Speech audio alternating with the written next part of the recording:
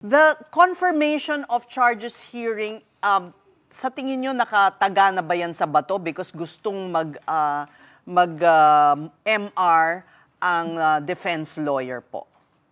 Yes, it's set on February 23, and notwithstanding their, promise to file another appeal, I think the court will no longer postpone it. They were given a long postponement. September 23 pa yan, 2025. They asked for a postponement, indefinite postponement.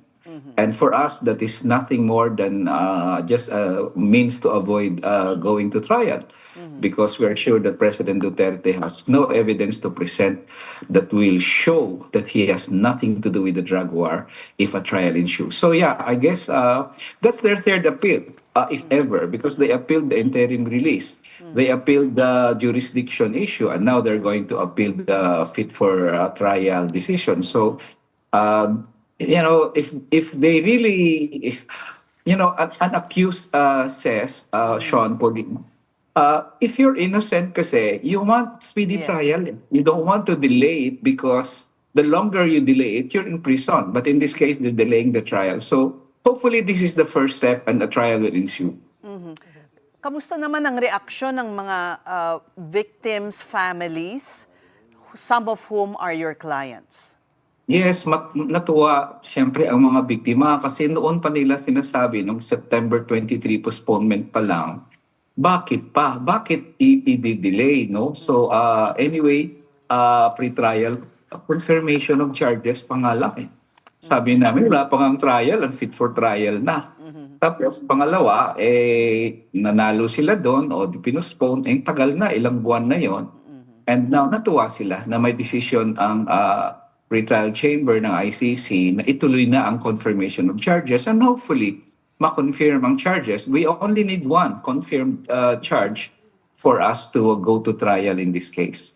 And about a week ago, Attorney Colmenares, nag-call for more witnesses itong ICC. They published this call on their website, and I believe this was targeted towards police witnesses. Of course, Attorney Kaufman has decried this, but would you know if this is a normal thing na medyo dapat kasado na gumagalaw na, di ba? Ang intindi natin is plakado na yung kaso. Why would there be this call published on the website? It's not prohibited, and in fact, it's not abnormal.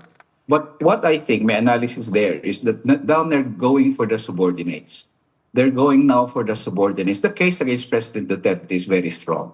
They need police and other witnesses, not just police, in order to pinpoint the subordinates. Meaning to say, because in their in the statement of Fatou Bensouda Allah noon pa man in the confirmation doon sa initial preliminary examination niya, she said, ang involvement ng subordinates dito, hindi lang yung si President Duterte and of course yung national or PNP, kundi it goes even down to the regional, provincial, and district or city police units. So yeah, I guess this is the purpose now of the second call. If there are police officers who want to testify against their superiors who committed these crimes or order them to commit these crimes, then the ICC wants to go over these subordinates. And what is the implication now that there's a date already, Feb 23, and more or less that's finally matutuloy na? Ano yung implication nito on the subordinates? Should we expect that their warrants would be more forthcoming because nakasana yung For schedule? instance, Bato de la Rosa. What will Senator Bato de la Rosa?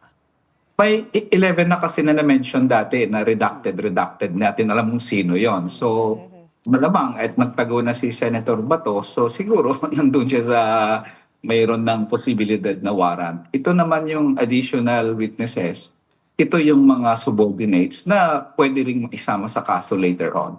So notwithstanding the confirmation of charges kay President Duterte, mag-undergo rin ng confirmation of charges. Siyempre, itong mga others na ma-commit na fully, if there are certain acts or other charges na ma-file against them. So, yeah, it will not delay. It should not delay. If the ICC is going to go after the subordinates, yung mga regional commanders, and there are regional commanders, medyo liable or pwedeng kasuhan doon, I guess it will also continue parallel to the Duterte trial. Just to be clear, a quick follow-up. Would these cases against the subordinates be the same case against President Duterte, or will this be fresh cases against them of a lesser degree? How Yes, does that well, work? we don't know if they will be charged under the DCC, under the charges now against President Duterte. Pwede naman kasi President Duterte is an indirect perpetrator, meaning to say he is a perpetrator, but the one who pulled the trigger is somebody else. That's the definition of indirect perpetrator. So, ibig sabihin, nandun siya, pwedeng nandun sila, or pwedeng mahiwalay. Hiwalay talaga na kaso ang mga ito. So in any case, ang kay President Duterte na confirmation of charges at trial can continue notwithstanding na may mga ilan pa na pwedeng kasuhan either separately or within the context ng kanyang mga kaso. Let's go back to the confirmation of charges hearing. That is just a usual procedure. We don't expect anything. Can you walk us through what will happen there? Well, unlike sa atin na pag ang piskal may probable cause, ang i-file niya na agad sa korting information, di ba, dito sa atin. Sa ICC, grabe kasi ang mga due process rights nila para sa accused. Kaya ang prosecutor, they found probable cause, reasonable cause. So nag-file na siya ng document containing the charges. Yun ang tawag sa parang kumbaga information, DCC. Ngayon, pero sabi ng ICC, teka muna, hindi ibig sabihin nag-file ka ng DCC, tuloy na yung trial. No, i-confirm muna namin yung charges. So kung ma-confirm namin ang charges at may reasonable grounds to believe na kinumit niya yung crime, then we will have trial. And President Duterte will be the first Asian to be tried in the ICC. So, yun. Doon sa order ng court, sabi niya, o di i-confirm yung charges, ano ba ang ebidensya mo dito? Reasonable ba na ground na sabihin na siya ang gumawa niyan? At within the, crimen yan sa jurisdiction ng court, syempre. Pangalawa, ang second na hiningi ng ng korte, sabi niya, mag-file kayo ng submission. The defense, of course, can file submission kung excluded sila sa criminal charges. Ano ibig sabihin niyan?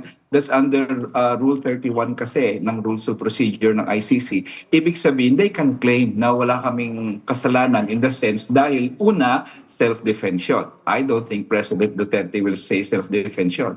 Pangalawa, may mental disease ako na hindi ko na ma-appreciate yung unlawfulness ng ginawa ko. I don't think they'll claim that. Ang third, under duress. Inutukan ako ng baril kaya nagawa ko yung krimen. I don't think President Duterte will claim that. And lastly, intoxication. That's the fourth element of Rule 31. So I don't even think they'll claim intoxicated siya when he ordered the war on drugs. So I don't think that will be a major issue in the confirmation of charges. Attorney, balikan ko lang po one thing you mentioned earlier, no? And that's you only need one charge to be confirmed by the ICC judges. What Yeah. elements are needed? And sa tingin niyo po, alin sa mga complaint ang may pinakamalakas na basis to get a confirmation? Una muna, yun ang basis na ng prosecutor. Itong krimen ay nagawa within the jurisdiction of the court at reasonable ground ako na maniwala si President Duterte is guilty doon sa krimen na yon. Anong pinakamalakas sa akin? Yung tatlong charges malakas Kasi napakalakas. Ang charges kasi na yon contains the charges ng acts niya when he was, of course, mayor at acts niya when he became president. All this, para sa akin, yung tatlo cases of murder are very strong. So, wala talaga. In fact, sabi ko nga, kahit ikaw pang pinakamagaling na abogado sa buong mundo, pag ikaw ang abogado ni President Duterte, anong ebidensyang ipipresent mo para sabihin sa korte, wala akong kinalaman sa war on drugs. After all, he ordered the killings, he encouraged the killings and everything.